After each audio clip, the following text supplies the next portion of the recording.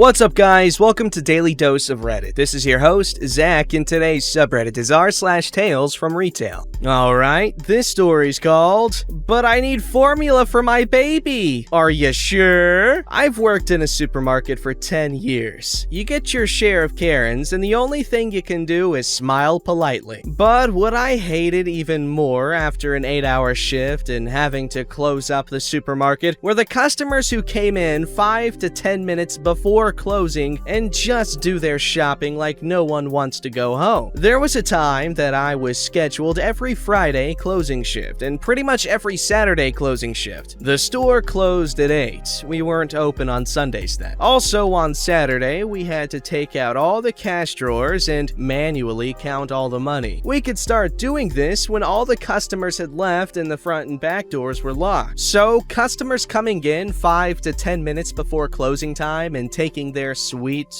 time to shop were hated. Hated with a passion. My shop had a procedure. We would barricade our entrance and turn our front door on, only opening when people wanted to leave the store at about 5 minutes before closing. We would remind customers at 1:45, 10:10, and 5 to closing time that the store was going to close and please go and pay for their groceries. Normally, we had very few incidents. This one, however, is burned in my memory. It was a Saturday. As head of the cashiers for that night, I had the honor to make or break the day of our beloved customers. I had to deal with my fair share of Karens, male and female, and I just wanted to go home. So I follow the procedure, ask one of my fellow money handlers to set the front door, and stay there to handle any customer. At 2 minutes before closing time, a man comes running to the door. My colleague asks what he needs and reminds him that the store is going to close and he won't have much time. He says he just needs formula. Since I was busy with the customer, she let him in. Guy gets a basket and goes into the shop. Since he said he needed formula, we thought he would be in and out like the Roadrunner. Nope. No, because Formula Man didn't need formula. At 8:05, Formula Man is seen at the cheese section of our store. 8:15 at our wine section. What the heck does he need that for? What kind of baby does he have? Several of my colleagues have gone to this man to get him to the counter. He scoffs, huffs, says that he's a paying customer. My fellow money handler was the last one to go to him, and that's when he went too far. He yelled at her, cussing at her, and making a high school student cry. Now I'm pissed, so I do what I always do in these situations. I take off my store shirt, put out a neat jacket I keep in case of emergencies, and put it on. You see, when you have the store outfit on, you are often seen as a lesser being. But behold, I changed my outfit and suddenly I look like management and my word is all powerful. The real manager sees this happening, pops out a huge grin and goes to the back and watches from the security cameras. So I don the magical outfit and go to Formula Man. I tell him in no uncertain terms that the store has been closed for 15 minutes and he has been asked multiple times to go and pay for his things. He starts to huff and puff himself up like the big bad wolf. I'm a 5'2" woman. People think they can intimidate me. I told him that he was only allowed entrance since he said he needed formula. So I gave him a choice. He could go now and pay for the things in his basket, or I would take the basket from him, grab the formula he claimed to need so much, and he could pay for that. He could choose not to do either, and in that case, security would love to make his acquaintance. Either way, he would leave now. He tried. Oh boy, he tried to threaten and intimidate me. He failed. He left with his cheese and wine, and many threats to call corporate. The next week, he came again. This time, he encounters me at the door. What did he need? Formula. So I brought him to our service desk, went inside, and brought out a single pack of every kind of formula we had. Asked him which one he needed. He didn't say a word and left. Don't mess with our closing times.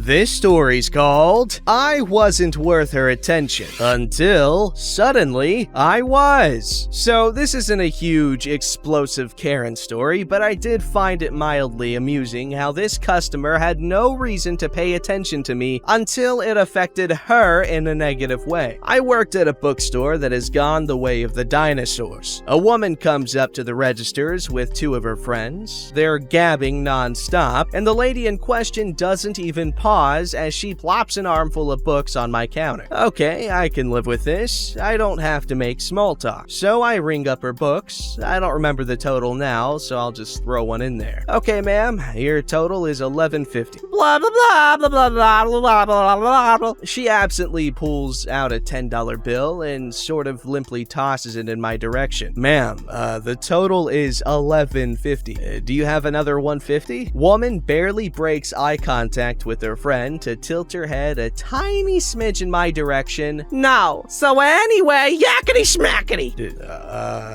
Okay then. Ma'am, will you please choose which of these books you are not buying today? I can't do record scratch. I suddenly have her full and complete attention. What? Please choose which of these books you want me to take off your total and put away, since you're not buying it today. What are you talking about? I want them all. Speaking with infinite patience. Well, ma'am, your total is $11.50. You only gave me a 10. I asked if you had more money to cover the full amount of your total, and you told me you didn't. So I need to ask you to choose which book you're not going home with today. I pick up a random book at random, shake it gently in the air, and make as if I'm about to go put it on the go back shelf. Oh, wait a minute. She turns a bit red, promptly fishes in her purse, pulls out a $5 bill, and hands it over. Me smiling my retail smile. Trademarked. Thank you, ma'am. Here's your change. Have a nice day. No apology, but she clearly felt at least a little ashamed or guilty for not paying attention, because she wouldn't look at me in the eye as her friends make faint snickering sounds. I don't think she was being malicious or trying to lie about not having money until she was called out. I just think she wasn't paying attention at all. She just fired off a no at random to what she thought was a generic retail question so she could get back to her all-important conversation. She had no reason to give an anonymous retail person the time of day until she suddenly discovered that something important was actually happening. We can all hope that the incident taught her a small lesson, but I'm not taking any actual bets on that. People. It's so funny how, I said people like 4 times. Another one. Anyway, a lot of people end up feeling, invisible in some retail environments, as demonstrated here. And that's not cool. I mean, some people might like it, but, people are people. But that's why you have social lives outside of work. But as consumers, we can be nice. Maybe talk to people sometime. Be nice to them. I like to talk to people just randomly. Like if I see someone, if I'm out walking, hey, how's it going? How are you doing today? Nice weather. Yeah, I'm just like a freaking suburban dad, basically. This story's called Customer Had a Huge Shouting Match with a Coworker Over $1.50. Hailing once again from the arts and crafts store I used to work at, this event happened on one of the slower days in early spring of 2019. It was just me and a coworker up front. I was a cashier and they were the front-end supervisor of my shift. In comes a customer with a large bag of electric candles she wanted to return. No problem, if the item still functioned, that meant a full refund. So we tested each candle. Only one of them didn't turn on even with the new batteries. Front-end supervisor made sure to mention that that candle in particular wouldn't be returned. And as she headed out back to get some more change for my register, the customer's mood soured almost immediately. This woman angrily mutters, "Who does this 15-year-old think she is?" She was referring to the front-end supervisor, who at the time was 19. Keep in mind, these candles are worth just $1.50 each, and this woman got furious. When the front-end supervisor returned with the change, customer customer demanded she'd get the full refund for the broken candle regardless, and immediately began to shout every insult she could at her. Front-end supervisor did not hesitate to snap right back while still keeping a big smile on her face. But you knew she was furious by just how red her face was. I was watching on in silent disbelief at how sudden this entire thing escalated. Customer got even louder and angrier to the point surrounding customers immediately noticed. Some went as far as defending us while bashing this crazy woman for her unnecessary and extremely rude behavior. Customers simply shouted angrily at them as well, and it got to the point the manager and assistant managers went to the front to see what was going on. The shouting could be heard throughout the entire store. Crazy lady tried to make it seem like both myself and the front-end supervisor were in the wrong. I stayed quiet throughout this massive shouting match, yet I was somehow to blame as well. Karen logic. When the lady realized no one was taking her side, she stormed off, leaving the candles behind without the return being completed, all while threatening to sue. She never came back. I completely forgot to mention, but the customer had no receipt, and even though she claimed to have had a rewards account, she didn't have the card and didn't want to use her personal information to look it up. First and last name or just phone number would have sufficed. In the event a customer doesn't have a receipt but has a rewards account, the transaction can be found that way. She would have gotten store credit for that broken candle, with 20% taken off of that $150 due to a lack of receipt and rewards account. Damn. Just goes to show a lot of things can go pretty well if you just listen. Just listen. But, you know, apparently that's too much for these Karens who were born without ears, apparently. Haha. They just stole the manager's ears. That's where the phrase, lend me an ear comes from, or I'll have your ear. I'll yell your ear off. That's from the Karens and the managers, and that's how they all have ears. This story's called Grandma's Ripe Avocados. Not as interesting as some of the stories I've read here, but it was memorable at least. It was my first week working at a big, widely known grocery store, and my department was online grocery pickup. Because it was my first week, I was scheduled to be doing a little bit of everything so I could be trained in every area of the job. Helping with online orders that weren't grocery, picking the grocery orders, and doing the actual job of taking the groceries outside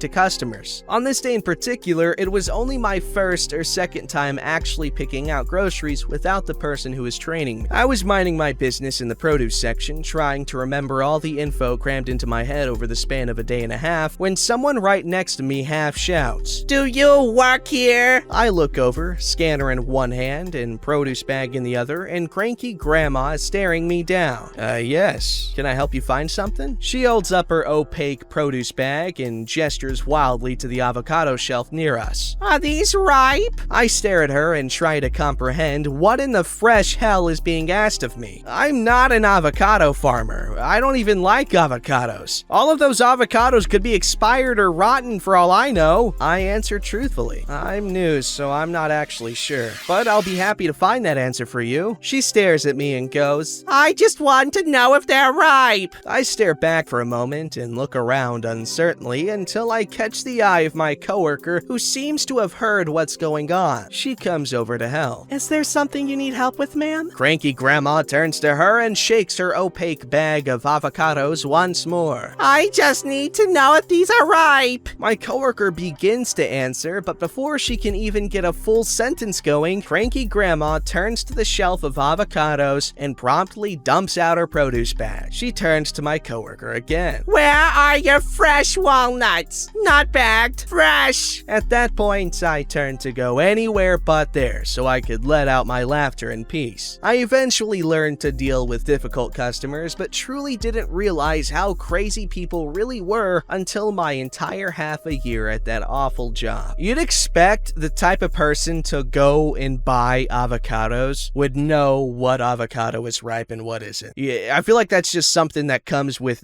wanting to buy an avocado, you know what I'm saying? Like, Like, no one just looks at an avocado and is like, oh, I wonder if this tastes good. You either like avocados and know about them, or you freaking heard that avocados are really good for you. And, you know all that adjacent information. This story's called Out of Old Fashioned. I work as a baker at a grocery store, covering just about all of the baked goods we sell, from bread to muffins to donuts. We don't always have every kind of donut, and some are more popular than others. So I try to give as much variety as I can and spice things up a little to compensate. That being said, as you all are probably aware, you can't always please everyone. After baking, I work on packaging bread near the counter of my station, opening myself up to the customers and making me vulnerable to questions, that of which I do not mind. Especially in the morning hours, people usually aren't too keen on talking much, so interactions are pretty quick and painless. Today, however, our star of the show surely did bust out a performance. At the sound of an "Excuse me," I made my way over to help as soon as I could. However, before I could greet the customer, I was asked, "Do you have any of the plain donuts?" Well, no,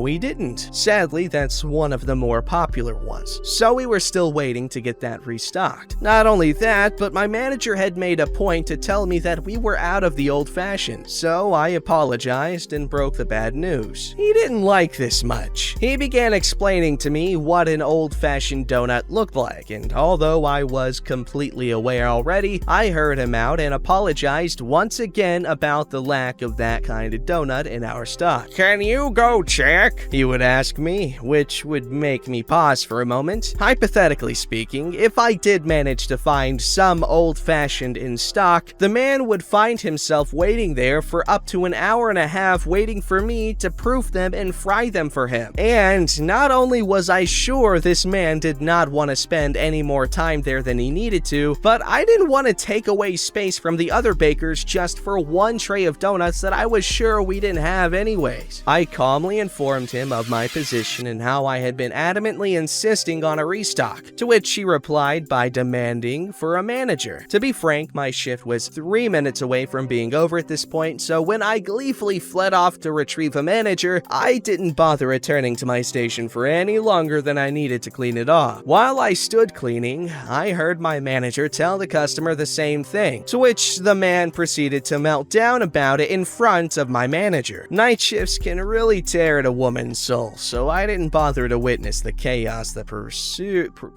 proceeded after that, taking the long way through the back doors to the break room in a successful attempt to avoid another encounter. I saw my manager later on too, so luckily he survived as well. Old-fashioned donuts aren't amazing, but like, they're pretty good, especially if you dip them in chai or coffee. Pretty good. However, okay, my favorite used to be Boston cream, but no longer because they're just too much, man. Too much going on in there. I like the crispy cream glazed. That's good. Also, like the pink sprinkles. Whew. Don't forget to like, subscribe, and hit that bell to never miss an episode.